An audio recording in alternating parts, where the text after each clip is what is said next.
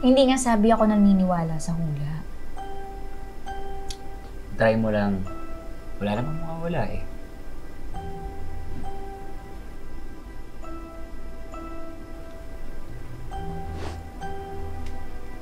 Fine. Tatlo.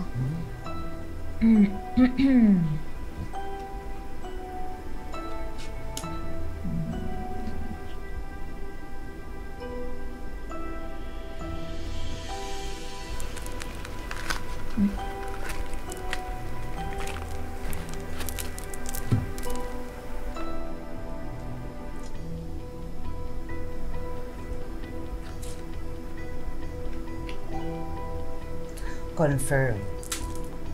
Meron nga nang kukulong sa'yo. Tingnan mo yung kamay niya, nakatali. Ibig sabihin, gusto kanya talagang pahirapan. Ibig sabihin, nakasalalay sa mga kamay niya ang iyong kapalaran. Invento mo lang yun. Uy, hindi ah! May nagawa kang kasalanan sa kanya, kaya gusto kanyang paghigantihan. Malamang, Ma'am Delilah, kaya nga kinukulam eh. Ay, nako, Ma'am Delilah, inuubos niyo lang po yung oras ko. Wait, there's more! Ay, malala. Malalang paghihiganti ang gusto niyang ibigay sa'yo. Punong-puno na ang salo.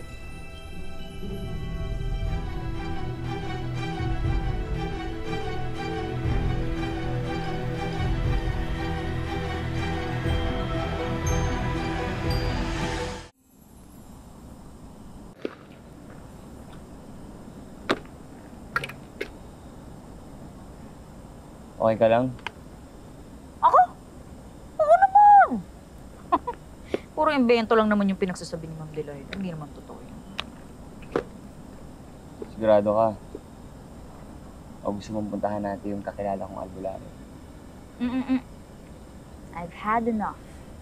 Masyado na akong maraming nasayang oras today dahil dyan sa mga hula-hulang yan. Pero, Ma'am Lady, wala po ba talaga kayong idea kung sinong ibang pwedeng mangkulam sa inyo? Oo nga ate. Wala ka bang kaaway or baka may taong galit sa'yo? Ah, taong galit? Marami. Ex-tenants na in-evict ko dahil delayed sa renta. Contractors na inaway ko dahil ang bagal magtrabaho. At mga cleaners na madalas kong pagalitan. Dami. Wow! Yes, may gusto kang sabihin. Bakit wow? Amazed lang ako sa kasamaan ng ugali mo. Ang dahil mong kaaway. Hindi kasamaan ng ugali ang ginagawa ko. I'm just doing my job! Oh, yan. Beast mode ka na naman. Alam mo, dahil yan sa stress, alam mo kung ano ang kailangan mo.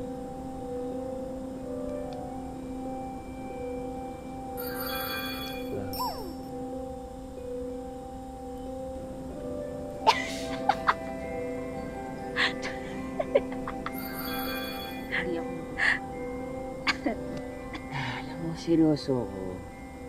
Kailangan mo talaga ng buhay. Pampawala ng stress. Diba? Oh.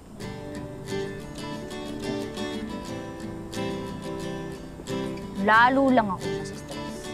Hindi ka nasa stress. Oh, saan punta? Uuwi na ako! Ano ba? Subukan mo lang kasi. Dok! Sabrina, go. Try mo ah. Wait lang, Tay. Baby.